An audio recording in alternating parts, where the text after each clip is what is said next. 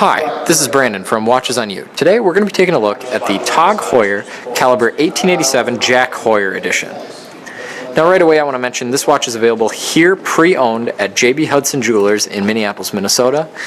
And now let's jump right into this watch. So right away I'm going to start with the case here.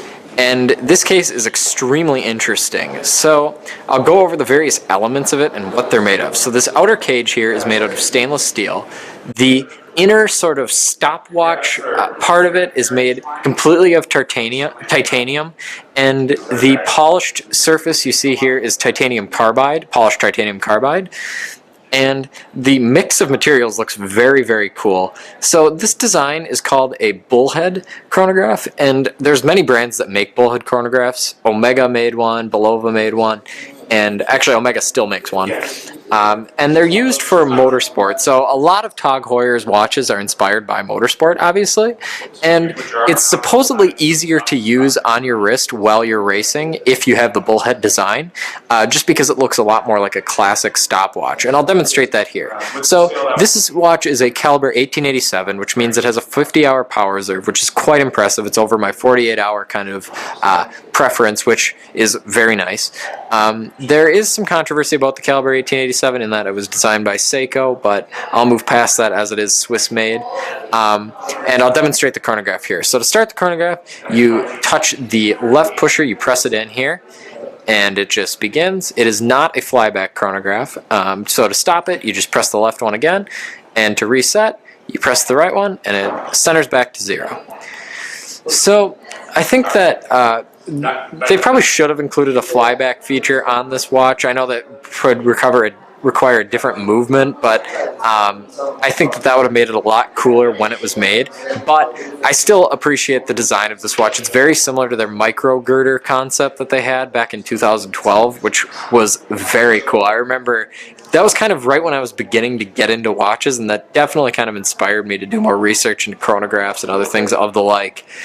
So one thing that I don't really like about this watch is that the running seconds doesn't have its own subdial, which is just kind of silly. It cuts over the Calibre 1887, and I just think that that was a really interesting dial design choice, and they probably shouldn't have done it that way. But either way, it's still a very unique and cool watch. So another thing that makes it kind of unique is you can see the Calibre 1887 movement, which is blackened on the back here, and you can see it's got a very nice crest on there and Jack Heuer's signature. And the finishing is pretty good on the Calibre 1887. You see the perlage and the Côte de Genève finishing, which is very kind of high-end looking. It is a column wheel chronograph, as you can see, the column wheel's right here, and it looks very, very nice.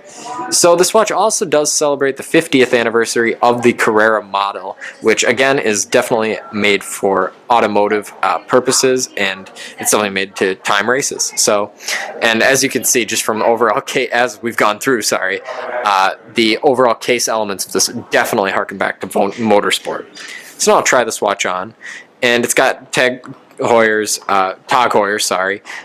their typical deployant clasp, and I think that, I mean, it's very easy to use. It's decent quality. I mean, the metal's a little bit thin, but well, I'll forgive them because it's such a cool watch. So I'll put it on. It's very easy to put on.